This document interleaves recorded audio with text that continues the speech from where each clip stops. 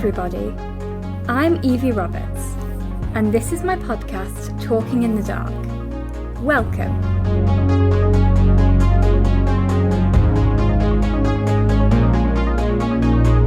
The aim of this podcast is to raise awareness about blindness, visual impairment, and disability in general, in a happy and light-hearted way. For those of you that don't know, I am blind. I was born with a condition called bilateral anophthalmia. Try spelling that one. It basically means that when I was born, my eyes didn't develop properly, so I wear prosthetics instead. The goal of this podcast is to remove some of the stigma and stereotypes around disabilities, whilst also having fun at the same time. Each week, I will be interviewing people from all walks of life, including some with hidden or physical disabilities like mine, and getting to know a little bit more about them and the lives they lead. This week, I'm very excited to tell you that I will be talking to Mat Fraser, who also has a disability and is an incredibly talented actor, writer, and performer.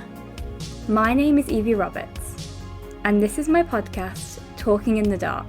Welcome.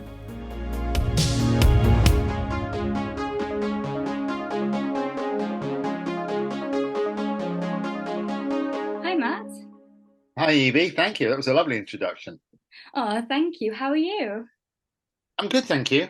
Suffering a little from this unseasonal heat that we find ourselves gripped in, but I enjoy it because, I spent half my time in New York because I'm married to Julie, who's an American. And so we live half the time in New York and half the time in England. So I'm got used to the very hot weather that they have in New York. But for some reason, it's hotter, like say the temperature 80 degrees, feels hotter here than it does over there. I have no idea why. But other than that, other than being sweaty, I'm great. Yeah, that is weird that it's hotter over here. Yeah, I think it's a perception thing. It must be because, the degree is the degree and it is a certain, level of heat. I think maybe also that the Americans are more used to it and ready for it and can live with it a lot easier. Us lot go, oh, it's a heat wave. I can't do anything. So something will get like that, doesn't it? Anyway, yeah. I'm sorry. Here I am gabbling away. No, don't worry about that. But yeah, I mean, all summer holidays for me has been like raining and Oof. Not very nice weather where I am. And then I've literally just got back to school this week. And as soon as I've got back to school, sweltering heat. And I notice that you're wearing, I can just see basically the top of your shirt and your head. But I see enough to see that you have your top button done up and a tie and you've got a shirt on. Yeah. So I feel your pain. Yes, I'm in school uniform. Yeah. The indignity. So what have you been up to today? Well, today, I over the last 2 years, I've had both my hips replaced, like complete replacement, because I did martial arts for a very, very long time. And because of my impairment, which I guess we'll get to in a bit, meant that I wore them out, basically. So I'm 61, I wore out my hips and I've had them both replaced. And it's quite an ordeal, as you can imagine. They take your leg off, they saw the top bit off, the lumpy bit, they put a pretend lumpy bit in, and then they put it back in and sew everything up. So it takes a while to heal.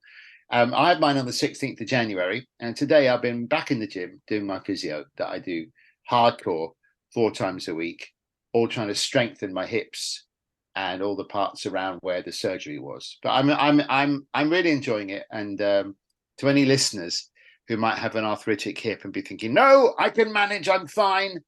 And all their friends are saying, get the operation, you get it done, because I feel pain-free, and that's a wonderful thing if you can get it. Yeah, that's good, and at least you enjoy, your physio and things like that. Yeah. Do you do gym? Yeah, I do PE at school. That's what I meant. Yeah. Yeah, I do swimming, and then I do horse riding outside of school. Wow. Well, yeah, I'm sorry that I went quiet there. I know nothing about horse riding. Other than that, it sounds scary and well done. Thank you. It's not, I don't know if it's just because I can't see, but I don't really find it that scary. Do you work with the same horse every time? Yeah, apart from that I switch. If I ever switch, it's just because they want to find the right horse for me. But yeah, usually I do. Right. And do you think you've developed or are developing a relationship with the horse. I hope so. Yeah. Yeah, that's nice. Okay, so to Yeah, begin with, sorry. Yeah, no, hit me. not at all. So, I'm a chatterbox, Evie. You're going to have to rein me in. so to begin with, I was born with my disability, and Yeah, I believe that you were born with yours too. So, I can was. you tell us a bit about your disability? Sure. Well, I'll physically describe myself with anybody. So I was born with shortened arms, which means that I don't have the bulk at the top of the shoulder that where your upper arm sort of starts from. If you feel at the top of your shoulder, there's a pointy bit just before the bulk, and that's called the end of the clavicle, the collarbone, and that's where my arms sort of start. So I'm a little thin in the shoulder department. I then have arms that go down about 10 inches either side. And then if you feel on the edge of your wrist, there's a lumpy bit. So I never got upper arms. So really, I've got forearms growing from my shoulders. And then the lumpy bit of the wrist sort of went a bit sort of crazy. And I have inward turning hands at that point. So they look about the place where the elbow would be, but they're actually my wrists. So I call them my wrist bows. And then I've got and then that's the deal, like a foot on a leg. It's a sort of right angle off the limb. And then I only have 4 fingers. Well, I have 4 fingers, but I don't have any thumbs. And actually, the shortness of my arms, which most long-armed people would think would be the profound part of my impairment in terms of how it impacts on my ability to negotiate the world that was built for able-bodied people, is much less than not having thumbs. Man, there's a reason that's called like the miracle of evolution, the thumb, because without it, you have to pick up all your cups and things with 2 hands. There's many things that you can't take for granted. Your grip, I don't really have grip unless I hold both arms around something and hands around something, which means my body and torso and face in it as well. Whereas you can outstretch your hand, grip something, twist it and pull very strongly. So my disability is about my arms. As a result, obviously I use my feet and my legs for quite a lot of things. So I'll be chopping my veg in the kitchen. Notice that the onion I need is 5 feet to my left, and we'll just pick it up with my foot and bring it to me, rather than walking over to the onion and picking it up with my hand. So if all I've done to the non-visual amongst you is confuse your confusion of what the hell my body looks like, I do apologize. But that's what it is. And like you, I was born with it. And so, you know, we have the Bornies and then the born againis, right? People like us who are born with our impairment. And then there are people who acquire an impairment later in life. They maybe have an accident and they lose some of their cognitive functions or ability to walk or whatever it is. And, you know, we deal with it all in different ways, don't we? Personally, Evie, I feel that I'm glad I was born this way. How do you feel? Yeah, I mean, obviously, there are things that I think most people take for granted that people, you know, who do have a disability, you know, we can't. But I do think if I hadn't been born blind, there are so many things that I might not have done, so many people I might not have met. So I think there are not advantages, but there are things that I do quite, I guess, like about being blind.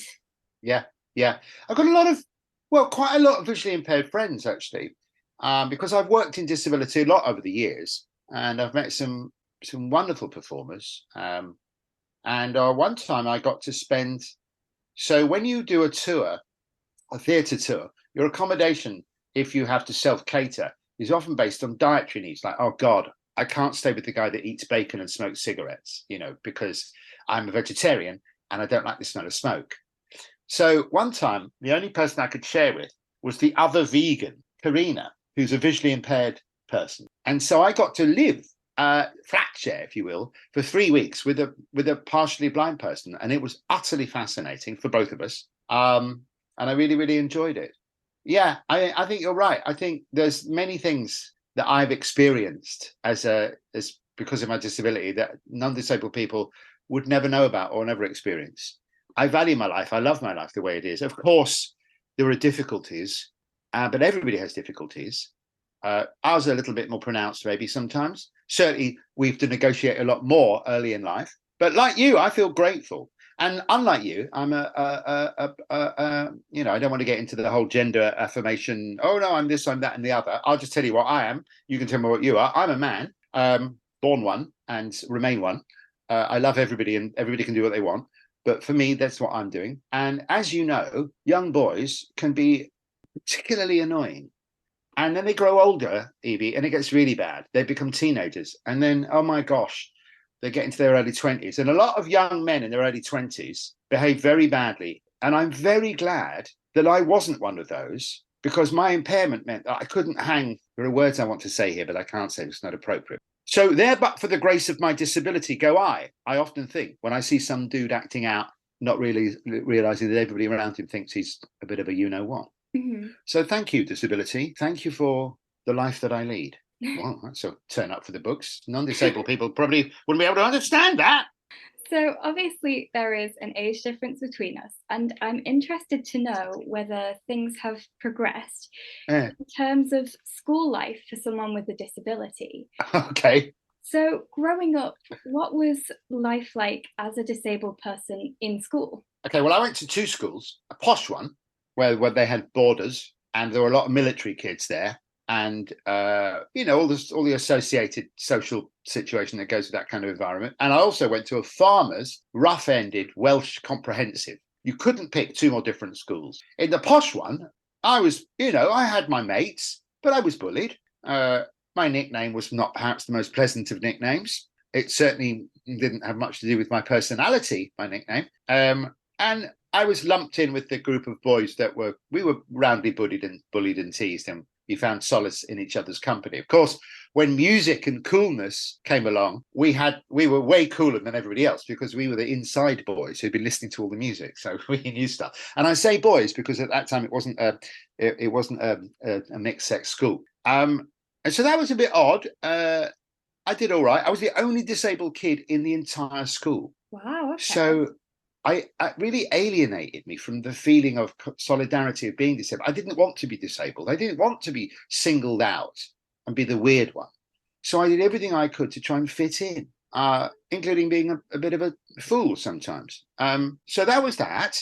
Then when I was 15, my mum remarried and we moved. And I went to a Welsh comprehensive school where they hated me because I was English.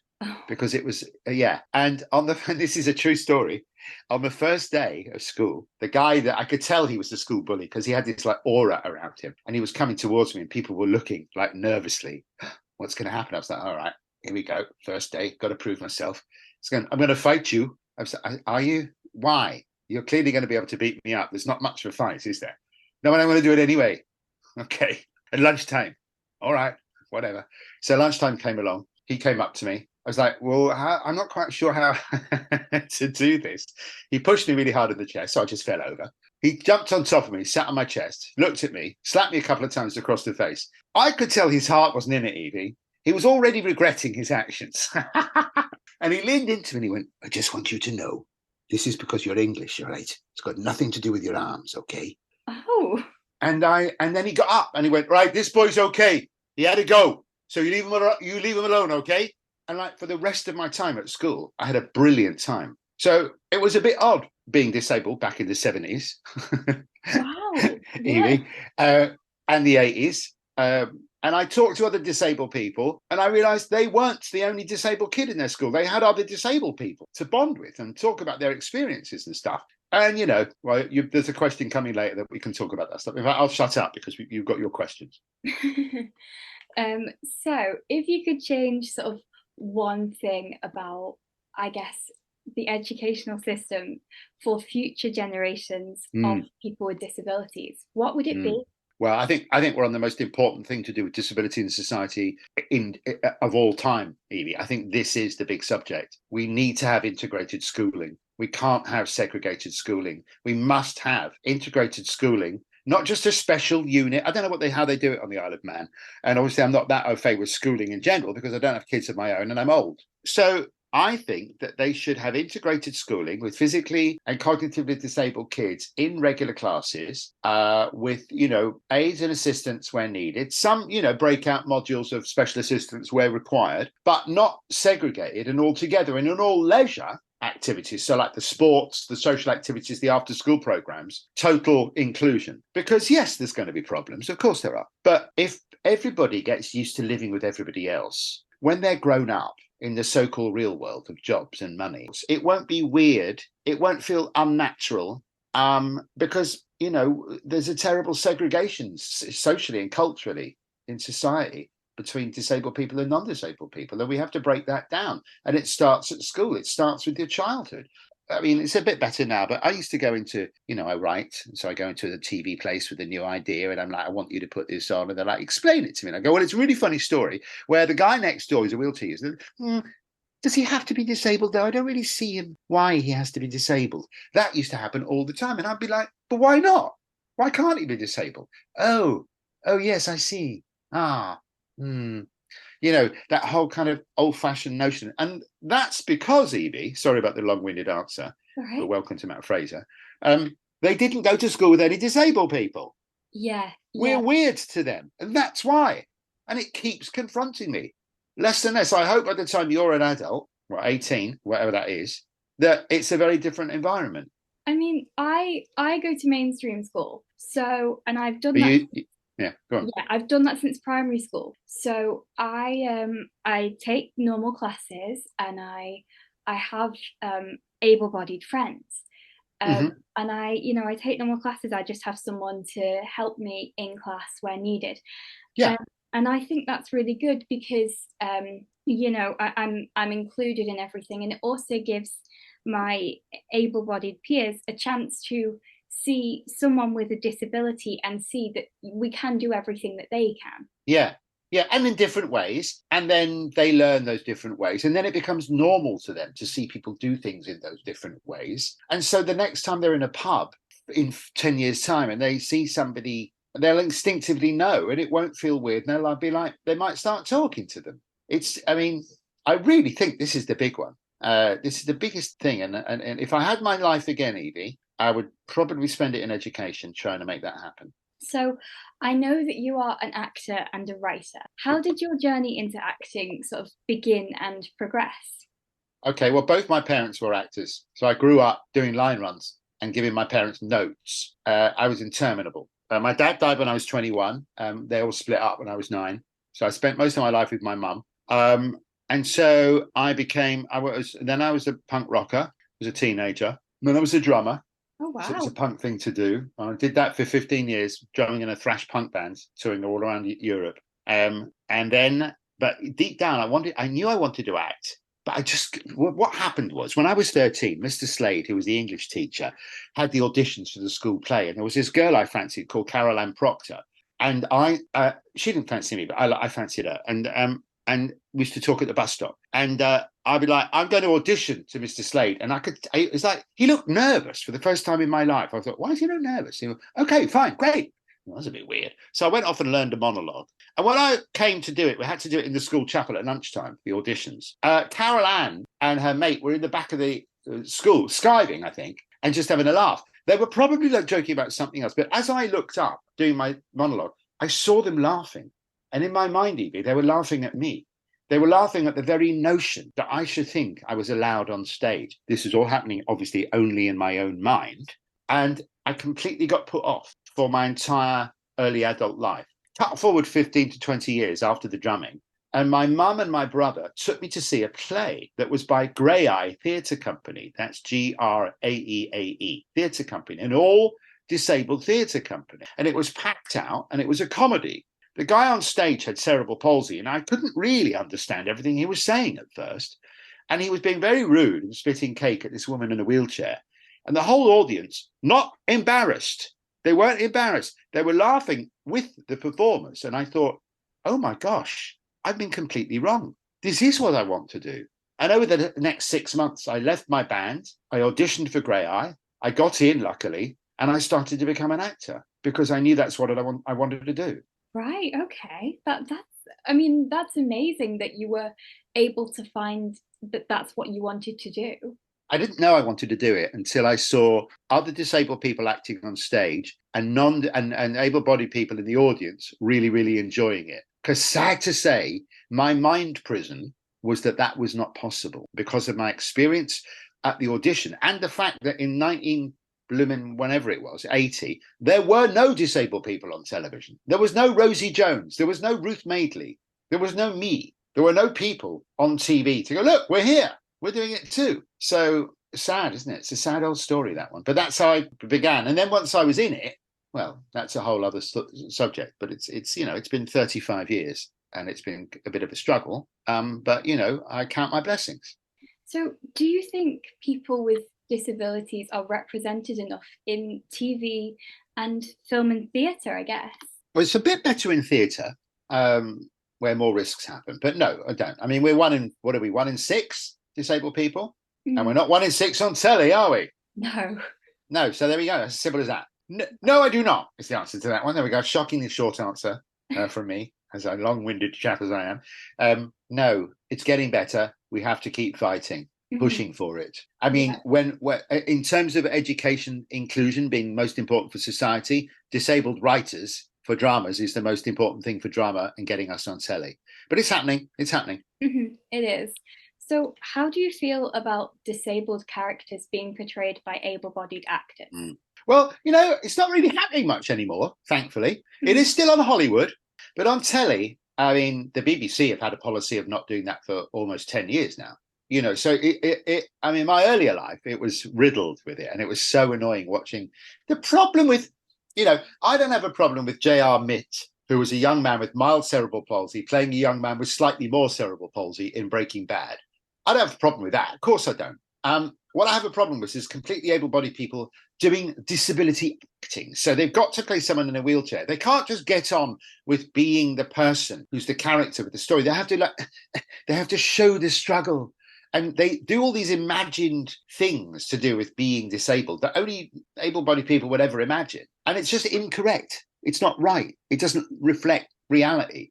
So I don't like it. It should stop. But thankfully, it is stopping. Yeah, that's that. Yeah, it is obviously amazing that it is, you know, stopping. I think, you know, what's I don't really know how to say it, but I think by casting an able-bodied actor as a disabled character, it's a representation of a disability, but it's not the most true that it could be. Whereas if you were to cast an actor with that disability, they would be able to give the most accurate representation because they know what it's like to have that disability. I agree. I totally agree. I mean, we are one on that one. Thankfully, the television industry and the film industry are sort of coming around to our version of it all. So I know you spend your time between the USA and the UK. Have you found there to be any differences regarding inclusion and accessibility between the two countries? Well, yes, of course. Nuances, like there are in the supermarkets and on television adverts. But it roughly evens out, okay? So more places, America isn't as old as Britain. Old places are not very accessible. So there are more accessible places in America than there are in Britain. No, I think it's roughly the same. I mean, there are little bits here that are better and little bits there that are better. But on the whole, I'd say the experience is roughly the same. People are a bit more polite in America, and they call it handicapped, which I was like, I'm not handicapped. That's not a word we. And they were like, but what do you mean? And they don't mean to be offensive. In their mind, they're saying what we say when we say disabled, but they call it handicapped.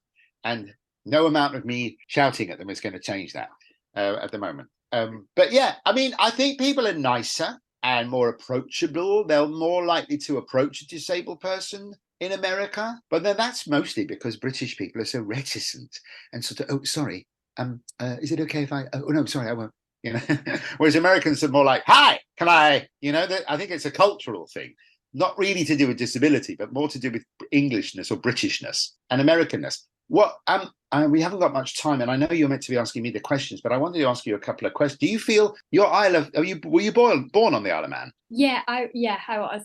Do you feel mannish or do you feel British? Oh, I'm not really sure. I guess more British, because although obviously the Isle of Man is separate, we all speak the same language and stuff. So I would say British. I always wanted to go to the Isle of Man.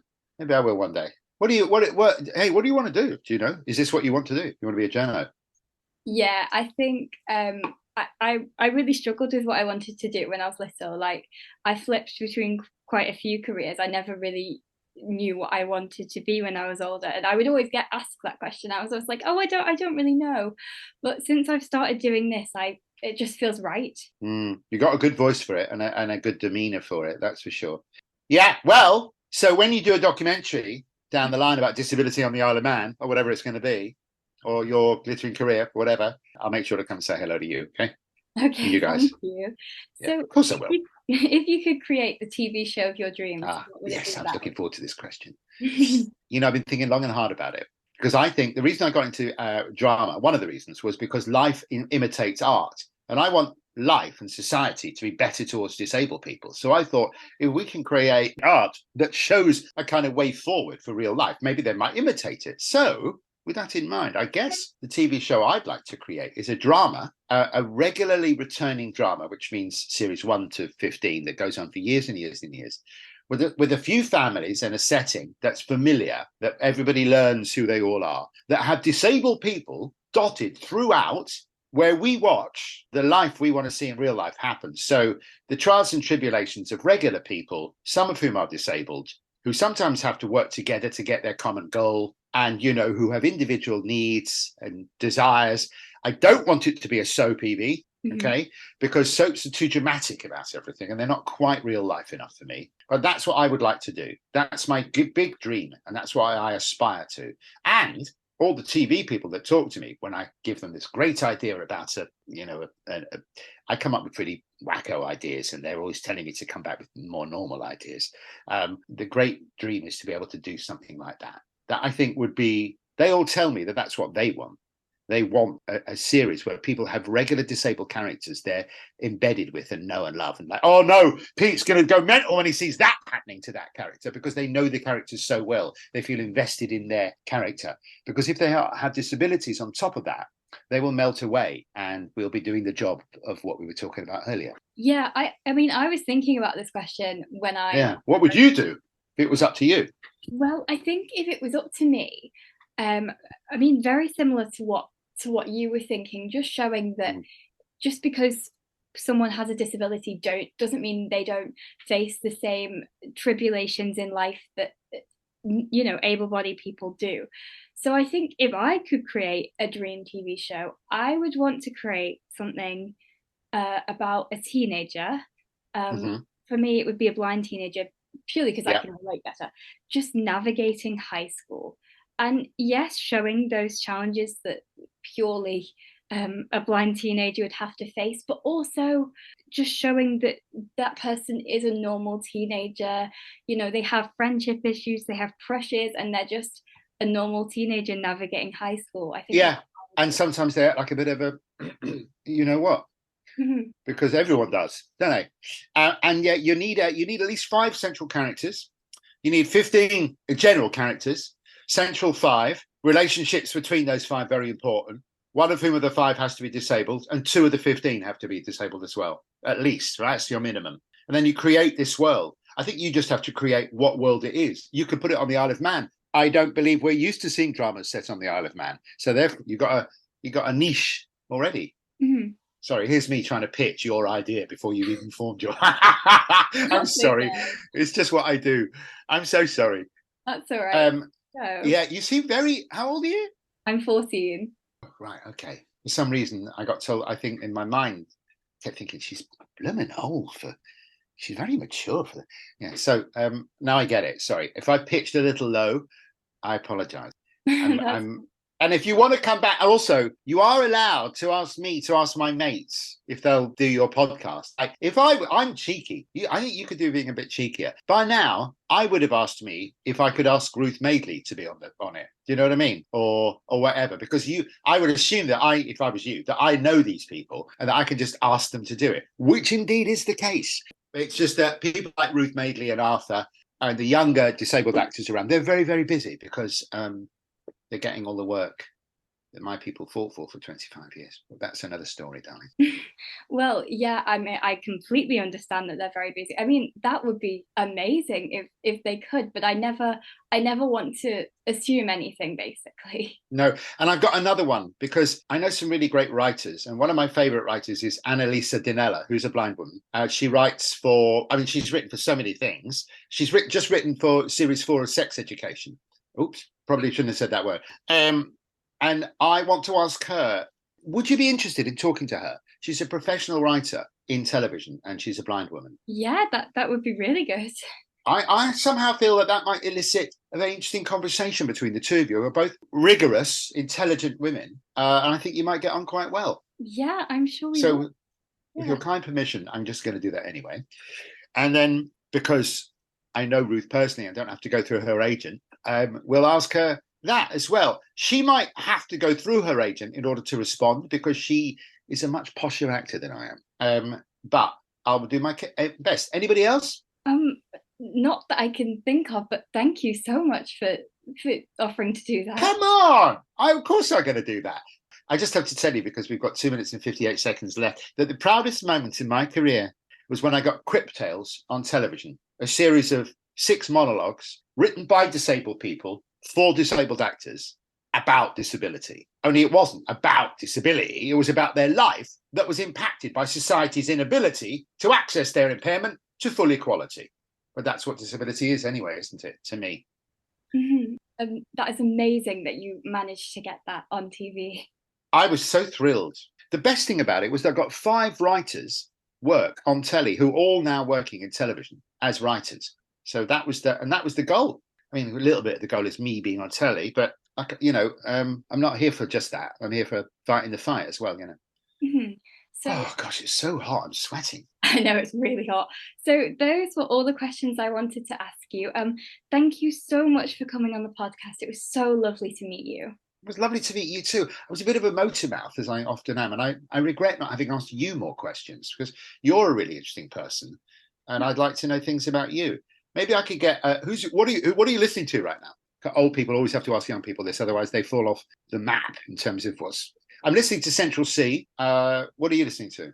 Well, in terms of music, my favourite singer ever is Taylor Swift. Oh, really? Okay. Mm-hmm. So you're all about Taylor? All about Taylor, yes. Mm-hmm.